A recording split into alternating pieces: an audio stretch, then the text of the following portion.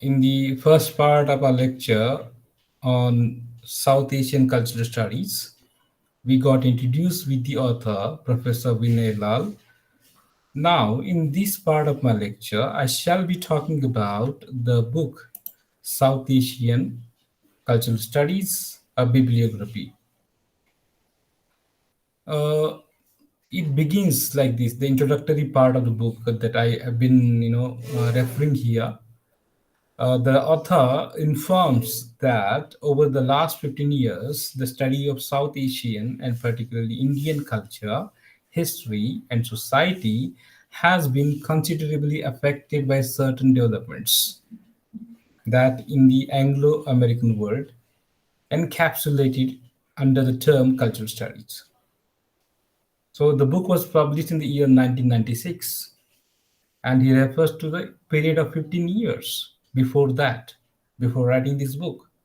During the period of 15 years, that period of 15 years, the study of South Asian and particularly Indian culture, history, and society has been considerably affected by certain developments. And what are these developments? The developments in the Anglo American world under the umbrella term cultural studies. We have already referred to the development of cultural studies in the UK first, and then we refer to it spread across the other parts of the world, especially America and Australia.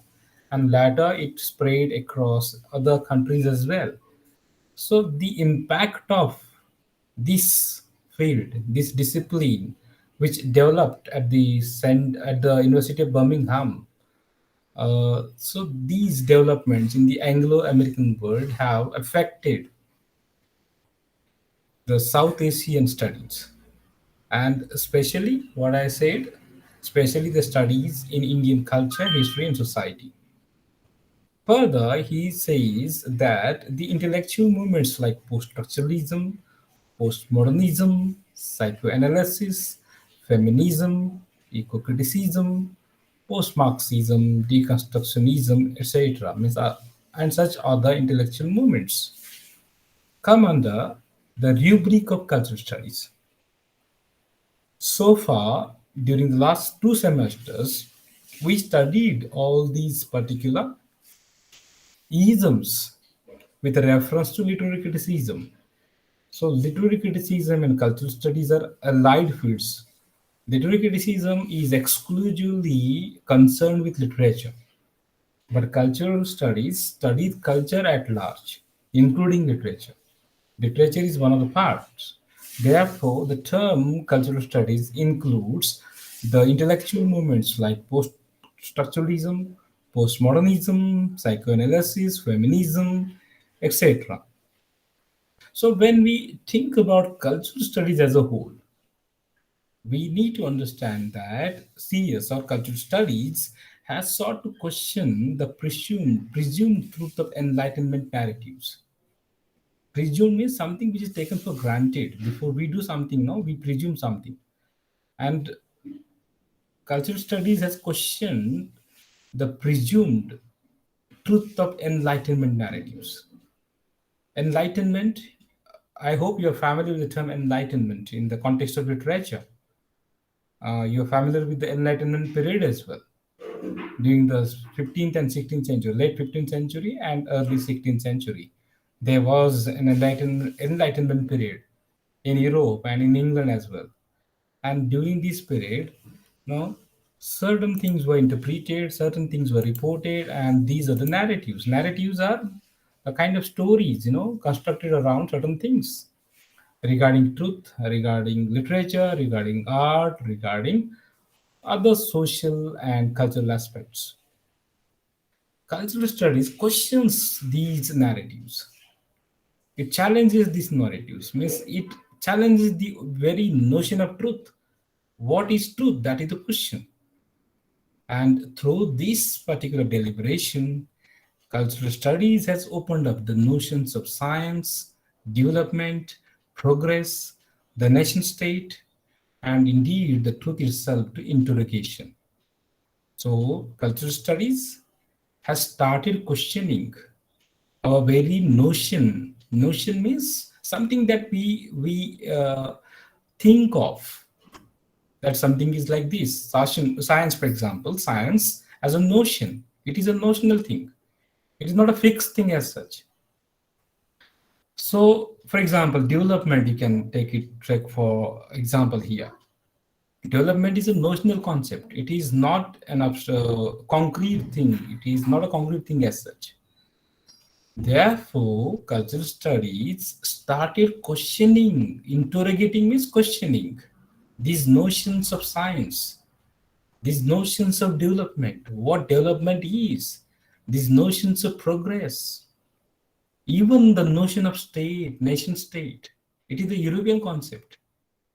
When we talk about India as a nation state, we do not go back into ancient times. We talk about the modern India, which was, which came into being very recently after the Britishers arrived. We started in terms of, so this is the European notion as such. So all these particular domains have been questioned by cultural studies.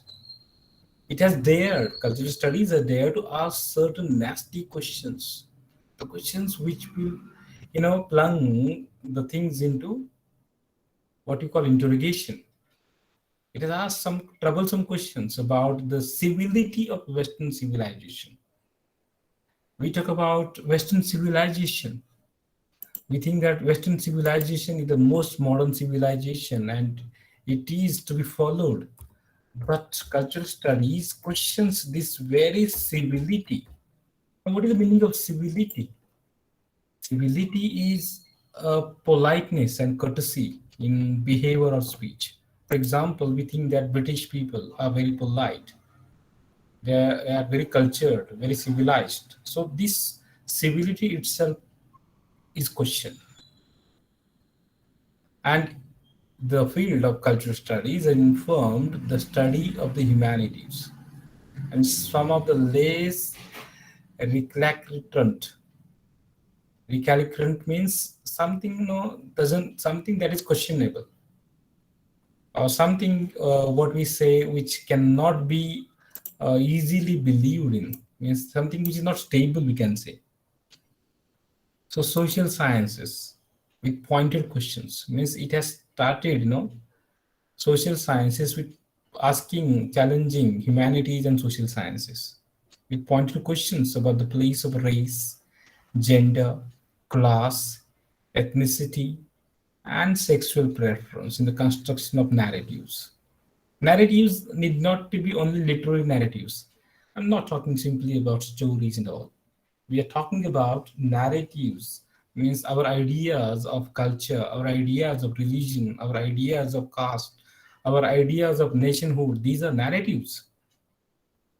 And for example, here we are referring to the idea of race, gender, class, ethnicity, sexual preference, etc. Are, you know, around, means the narratives are constructed around these particular ideas. Therefore, cultural studies started asking questions about the place of race, gender, class, ethnicity in the construction narratives. Means, for example, we talk about a culture, we talk about traditions, we talk about history, we talk about particular society. In all these domains, we have certain norms, we have certain narratives, and these narratives are determined by race, gender. Race means you might be knowing. Okay, for example, we talk about the what we call the European race, Aryan race, Dravidian race, Mongolian race, etc., Negroes, etc. So, how the race of a person, the race of a society determines the narratives, construct narratives. Even gender has a particular role to play in the construction of narratives. We talk about patriarchy, we talk about matriarchy, okay? We talk about class. Even class has its role. We know it very well with reference to Marxism. We have discussed the things elaborately. Even your ethnicity, your ethnic identity means your identity in terms of your caste and religion, and even your sexual preference. Now, sexual preference here refer to not does not refer to gender. Gender is cultural.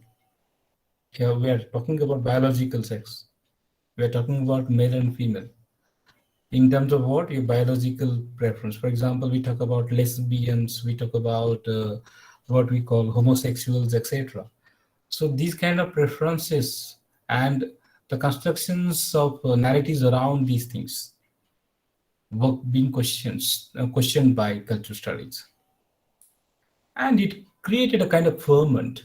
Ferment means a very controversial kind of situation, and this ferment created by cultural studies can be seen in most disciplines. Hence, by questioning these things, a ferment, a very what we call the heated atmosphere was created by cultural studies. And that can be seen in most of the disciplines, especially in writings by and women, and the emergence of subaltern studies. We talk about subaltern studies, we are going to learn it. The emergence of ecological studies. In all these disciplines, and even in significant inventions by Indians in critical and literary studies. In all these disciplines, a ferment was created by cultural studies, a kind of heated atmosphere. There were disagreements, there were debates, there were arguments. So we can say that the most notable feature of culture studies in India has been the development of formidable critics of knowledge systems, including the Anglo-American model of cultural studies itself. Means we have the knowledge systems. We have started talking about colonialism, post-colonialism, modernism, postmodernism. So all these have been, the result of this ferment created by the cultural studies. And even American model of cultural studies, Anglo-American model of cultural studies, is the result of all these. Means in India, I mean to say, we have started following this model in India. So, in this context of our discussion, in this context of the what you call developments, this particular book, South Asian Culture Studies, a bibliography, is a kind of bibliographic guide to sum up the literature in South Asian culture studies. And this essay, as I mentioned earlier, talks about the prominent aspects of cultural studies, the literature available in cultural studies, and it raises the question about the cultural studies in the West and if it is applicable to the South Asian scenario. So, all these things have been discussed elaborately in this particular introductory part of the book, and we shall be talking about these things.